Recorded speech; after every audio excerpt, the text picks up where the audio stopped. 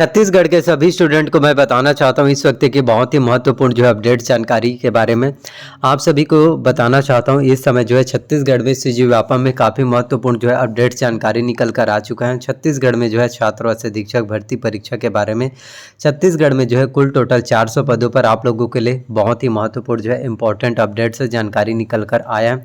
तो जो भी स्टूडेंट छत्तीसगढ़ में एग्जाम्स की तैयारी कर रहे हैं और छत्तीसगढ़ में जो है छात्रावास अधीक्षक के कुल टोटल 400 पदों पर जो है काफ़ी महत्वपूर्ण जो है भर्ती वैकेंसी हम सभी स्टूडेंट के लिए आया है। तो जो भी स्टूडेंट एग्जाम्स की तैयारी करना चाहते हैं आप अच्छे से एग्जाम्स की तैयारी कर सकते हैं, प्रिपरेशन कर सकते हैं। आपका सिलेक्शन जो है अवश्य रूप से हो पाएगा और ये 2023 में जो है सबसे बड़ी भर्ती है छात्रावास अधीक्षक के।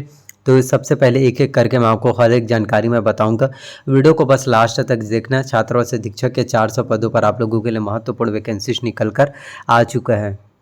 तो छत्तीसगढ़ में जो है छात्रावास अधीक्षक भर्ती परीक्षा की अगर हम सबसे पहले बात करें शैक्षणिक योग्यता की क्वालिफिकेशन क्या होना चाहिए छात्रावास अधीक्षक भर्ती परीक्षा में आवेदन करने के लिए, तो इसके लिए सबसे पहले आपका क्वालिफिकेशन है आपका 12वीं पास होना चाहिए। 12वीं आपका जो है बोर्ड से होना चाहिए।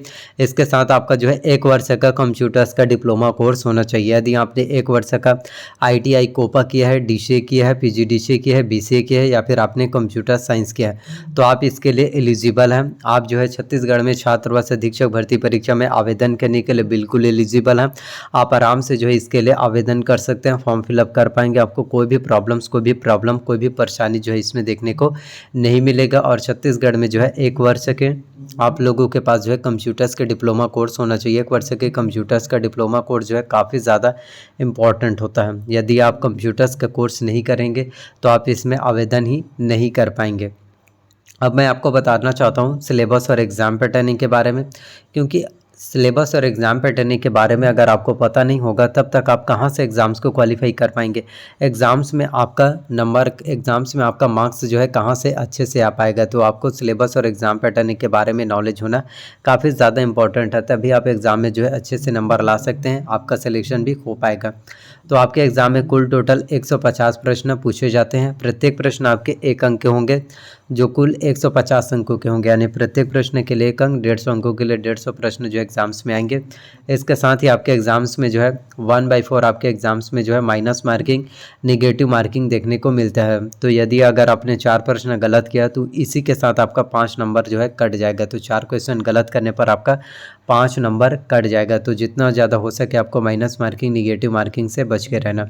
तो सबसे पहले अगर हम बात करें कंप्यूटर्स की तो यही काफ़ी ज़्यादा इंपॉर्टेंट होता है।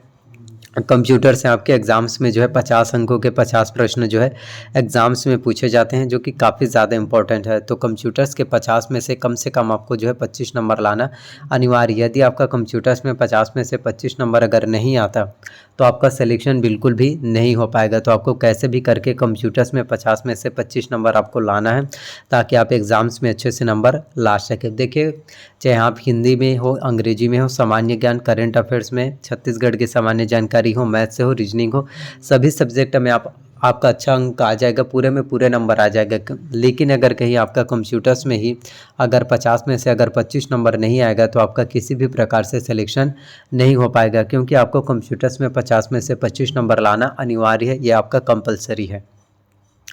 तो आप देख सकते हैं कि हिंदी से भी आपके एग्जाम्स में 10 अंकों के 10 प्रश्न आएंगे। इसके साथ अंग्रेजी से भी 10 अंकों के 10 प्रश्न, सामान्य ज्ञान से 20 अंकों के 20 प्रश्न, समसामयिक घटनाक्रम करंट अफेयर से भी 20 अंकों के 20 प्रश्न, छत्तीसगढ़ की सामान्य जानकारी से 20 अंकों के 20 प्रश्न, गणित से आपके एग्जाम्स में जो है 20 अंकों के 20 प्रश्न आएंगे। तो ये सभी चीज़ें एग्ज़ाम्स में पूछे जाते हैं। जैसे मैंने आपको बताया अभी कंप्यूटर्स से आपके एग्ज़ाम्स में 50 अंकों के प्रश्न पूछे जाएंगे। इसमें आपको कंप्यूटर्स में कम से कम आपको 50 में से 25 नंबर लाना आपको अनिवार्य है। यदि आपका 50 में से 25 अंक नहीं आएगा तो आपका सिलेक्शन नहीं हो पाएगा। तो जितना एफर्ट लगाना है, जितना मेहनत करना है कंप्यूटर्स में कीजिए और आपको 50 में से 25 नंबर आपको कैसे भी करके जो है लाना है।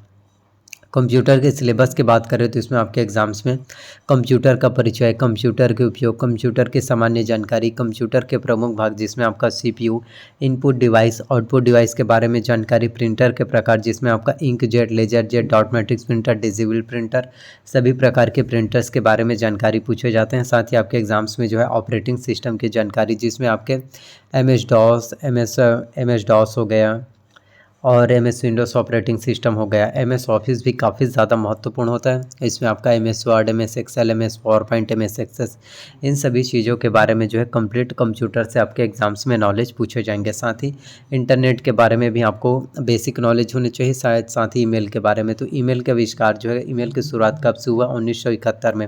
वहीं सर्च इंजन के बारे में भी आपको कंप्लीट नॉलेज होना चाहिए। साथ ही वेब ब्राउज़र्स के बारे में, शॉर्टकट कीज़ के बारे में, फुल फॉर्म्स के बारे में। तो फुल फॉर्म्स की अगर हम बात करें तो कंट्रोल+A प्रेस करने पर जो है आपका, कंट्रोल+A प्रेस करने पर आपका सेलेक्ट हो जाएगा, सेलेक्ट ऑल हो जाएगा, कंट्रोल जी जस्टिफाई।